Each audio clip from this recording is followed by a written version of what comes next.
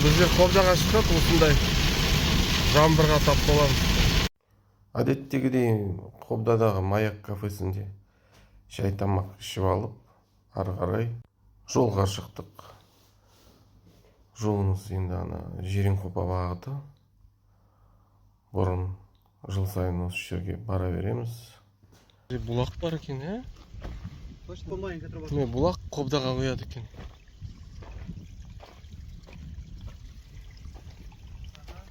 А вот видишь, сушит на здесь. Ал, бисмилля деп суға түстік. Міне Жиренқопа жақта Қобда осындай. Негізі биыл күрт өзгеріп кетті несі. Судың асты көрініс. Су тасқыннан мұз ба, үлкен мұз. Негізі асты бәрі шөп болды бұрын. Шөп болмағасын суда лай. Мал көбейген ба, осындай лай суда балға болады. Мен Малик балға атылған деп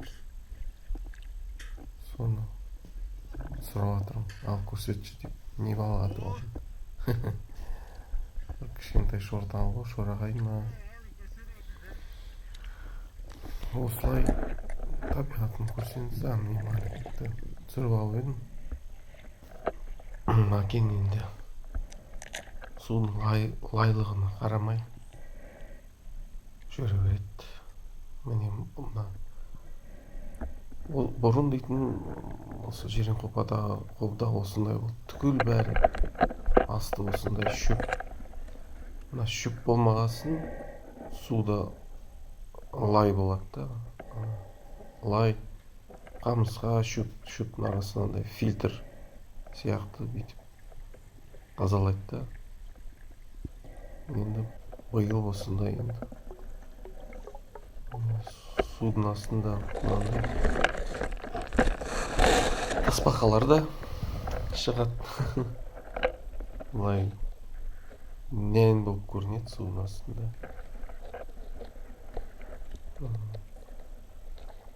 Әдемі көріністер осы. Мынандай шөптің арасында негізі балық тұрады. Сондай шөпке жақындағысы ішін тексеріп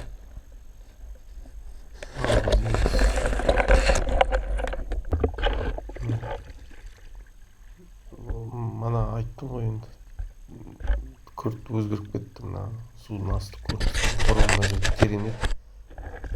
Мына көктемде қатты су тасқыннан несі өзгеріп кетті. Су асты құм тайыз болып кетті да мына жер. Негізі мына бұрылыста бұрын терең еді, 3 метр терең.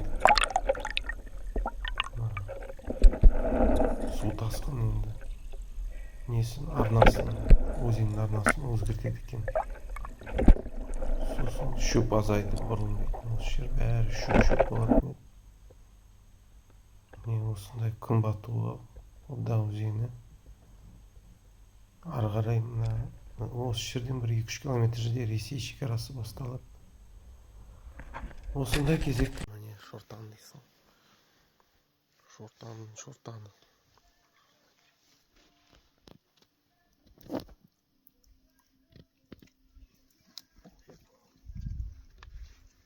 5 килограммдай бар да?